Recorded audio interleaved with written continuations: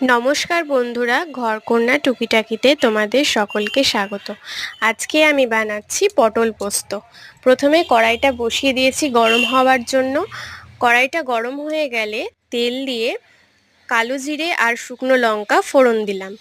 তারপরে লম্বাভাবে কেটে রাখা পটলগুলোকে ভালো মতো হালকা হাতে ভেজে নিলাম। পটলগুলো হালকাভাবে ভেজে নেওয়ার পর আগে থেকে বেটে রাখা পোস্ত আর সর্ষেটাকে ওর মধ্যে দিয়ে ভালো করে নাড়াচাড়া করে নিলাম। তোমরা এখানে চাইলে পটলগুলোকে গোটাও রাখতে পারো। পোস্ত বাটাটা দিয়ে ভালো করে নেড়ে চেড়ে সামান্য জল দিয়ে একটু কষিয়ে নিলাম। কষানো হয়ে আসলে জলটা যখন শুকিয়ে আসবে তখন অনেকটাই জল দিয়ে নিতে হবে, ভালো করে পটলগুলো যাতে সেদ্ধ হয় সেই জন্য। পটল সেদ্ধ হয়ে গেলে নামিয়ে নিয়ে ওপর থেকে সর্ষের তেল ছড়িয়ে দিলাম।